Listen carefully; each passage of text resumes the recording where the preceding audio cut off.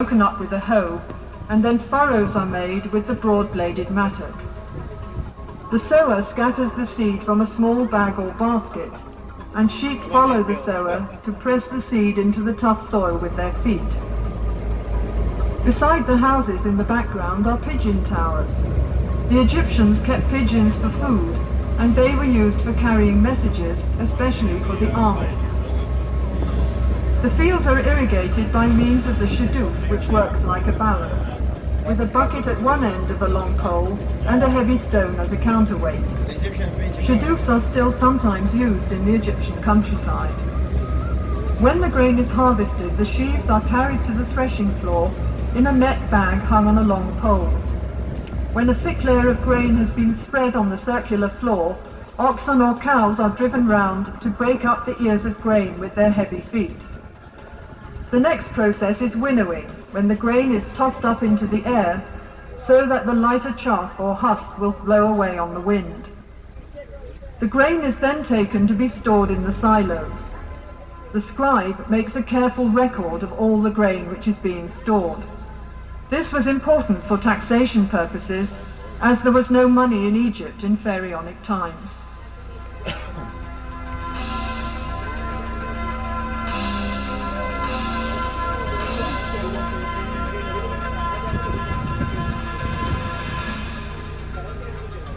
Honey was used for sweetening by the ancient Egyptians, as sugar cane was not grown in Egypt in those days. Beehives were made of pottery tubes piled up in rows, and in some parts of the country, beehives are still made this way today. The River Nile was the main highway of communication in pharaonic times, so boat building was an important industry. Small boats were made of bundles of papyrus tied together with ropes. Such boats were used for short journeys and for fishing or hunting trips. Larger boats were made of wood, usually cedar wood imported from Lebanon. Wooden boats were pegged together with dowels and sewn together with ropes, as can be seen in the cross-section on the bank.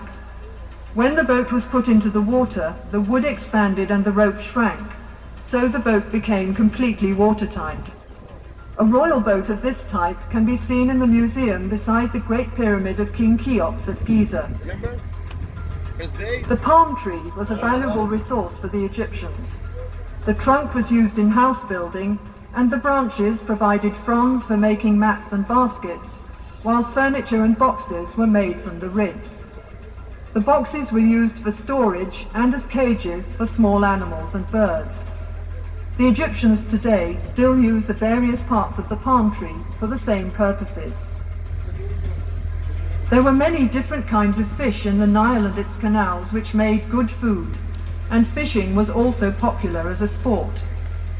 One method of fishing can be seen here, where a net is stretched between two boats, and the fisherman hits the water with a stick to frighten the fish into the net.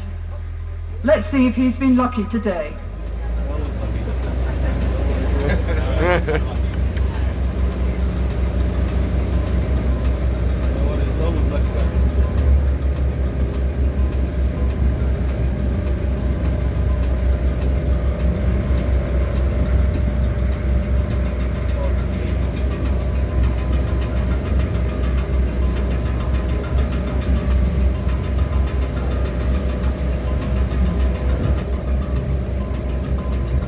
Next are demonstrations of some industries and crafts, the first of which is brickmaking. The material used is the Nile mud, which is mixed with water and chopped straw into a thick paste. This paste is put into a wooden mould, and the bricks are then simply left to dry in the sun. As there is little heavy rain in Egypt, these mud bricks can last for centuries. The houses of the ancient Egyptians, even the palaces of the pharaohs, were constructed of sun-dried mud brick. The roof was made of split palm trunks covered with branches. The building was covered with a thick layer of mud, which acted as insulation against heat, wind, and rain.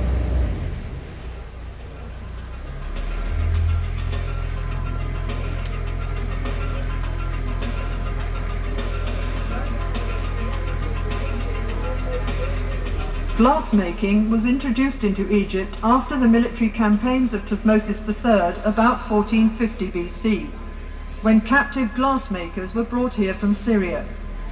Glass was used for making beads, inlays, amulets and small vessels, which were formed around a core, as glass blowing was not invented until the 1st century BC. In Ptolemaic times, Alexandria became a center of glass craftsmanship, and in the Roman period, fine cameos were produced in the same city.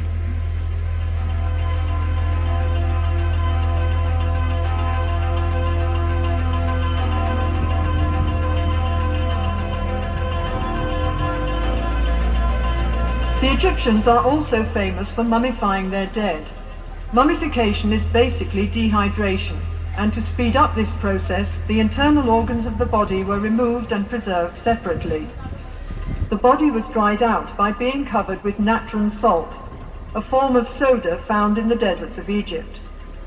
The body was then cleaned and embalmed and wrapped in several layers of linen bandages. Amulets were put between the bandages to protect the mummy from harm.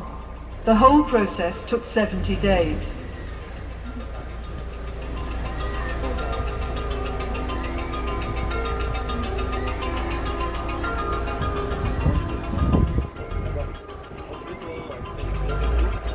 Pottery making is one of the oldest crafts in Egypt, dating back to about 6000 BC. The clay is kneaded with water and mixed with ground potsherds or chopped straw, which helps the finished pot to dry evenly without cracking. The potter forms the pot with his fingers as he kicks the wheel round with his foot. The handles are added afterwards, and the pot is dried in the sun for a while before being fired. Now for a little Egyptian magic.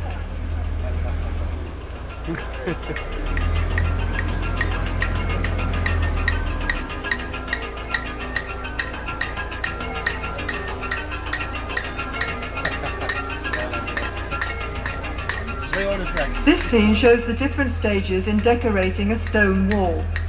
First of all, the surface is leveled, then smoothed and polished with a piece of hard stone. Grid lines are marked in red on the prepared surface to ensure accurate enlargements of the original drawings. The artist copies the outline onto the wall, working from the sketch made by the chief artist on a small slab of stone or a piece of papyrus. Then the sculptor carves the design in relief with his mallet and chisel. Finally, the details would be painted in color to make the picture look as realistic as possible.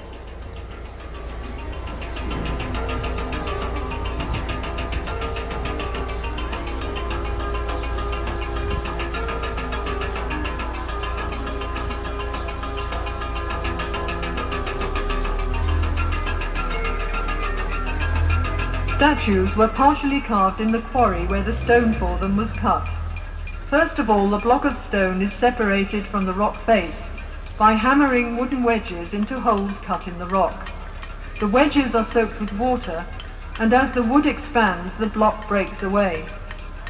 After the stone has been smoothed and polished, the profile of the work is outlined on one side, and then the sculptor carves out the figure, rounding it off first on the front and then on the back.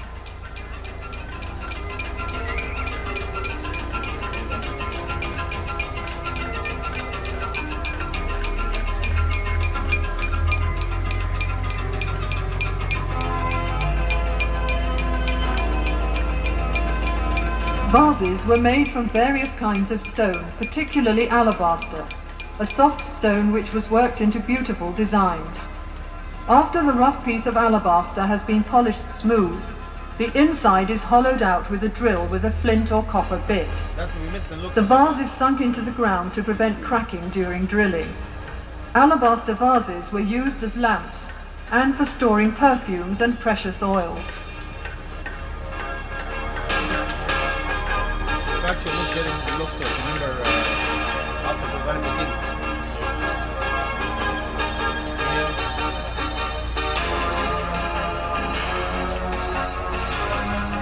The tools of the carpenter and joiner were made of copper, wood and bronze.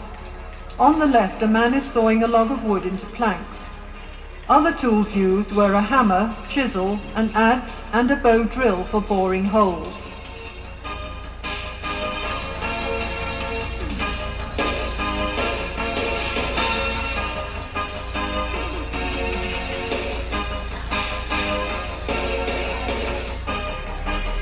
It was important to the pharaohs that the army was well equipped at all times. Weapons included bows and arrows, swords, battle axes and spears, as well as shields and throw sticks. The horse-drawn war chariot was introduced into Egypt by the Hyksos from Western Asia around 1700 BC.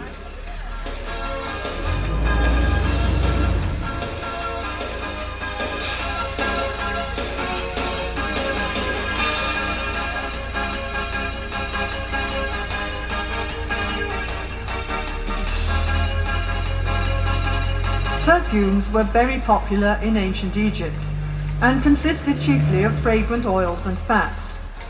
The juice is extracted from sweet-smelling flowers in a bag of heavy canvas, the ends of which are twisted in opposite directions with wooden bars. This scented extract is then mixed with oil or fat as a base.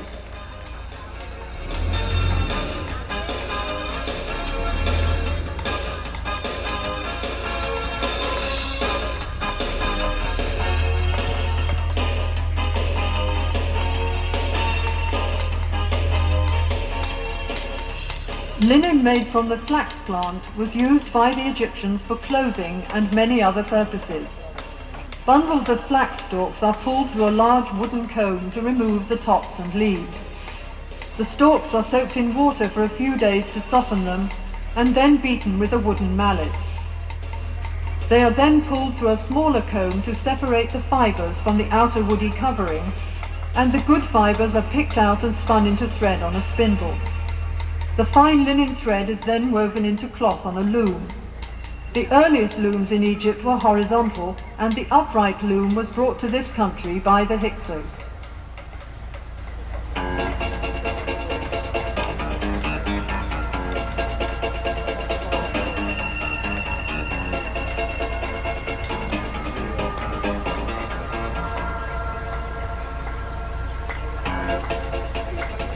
Another important industry was papyrus paper making, for which the government had the monopoly. The lowest part of the stem is the best part for paper making. The outer green rind is peeled off and the white pith is sliced into thin strips which are soaked in water. After repeated soaking, the now pliable strips are placed on a piece of cloth in 2 layers, one vertical and one horizontal. The surface of the sheet thus formed is then hammered with a wooden mallet to cause the fibers of the 2 layers to stick together. The sheet is then covered with another piece of cloth and pressed between 2 heavy stones for several days. During that time it also dries out in the hot sun and the piece of paper is ready for use.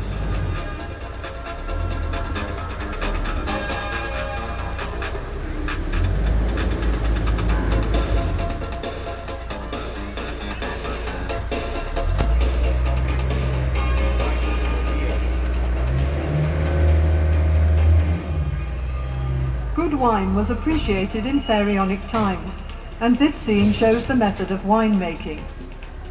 Bunches of ripe grapes are taken to the vat where the grapes are trodden out, and the juice extracted is poured into large pottery jars to ferment. When this process is complete, the jars are sealed with a clay seal, which is stamped with the date and the name of the vineyard where the grapes were grown.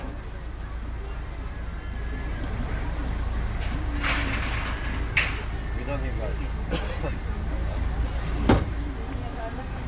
Hello?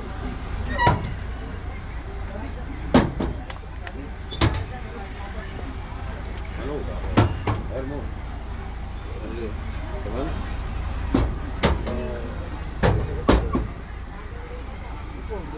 ننزل برنامج دلوقتي.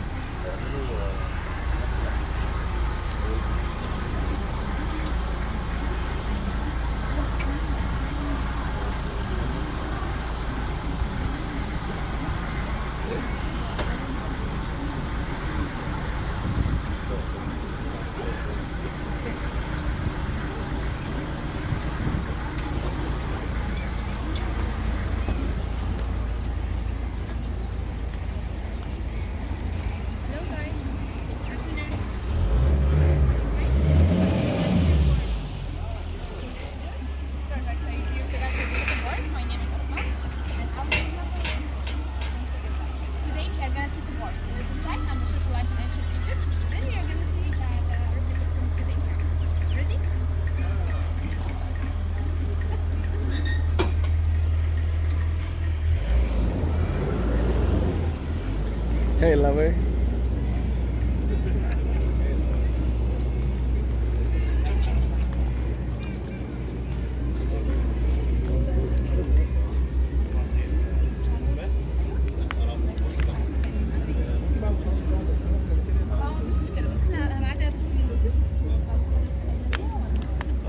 ماشي guys, I leave you with this match around you and go to the other coffee shop. Be good guys, yeah? Thank you. Okay.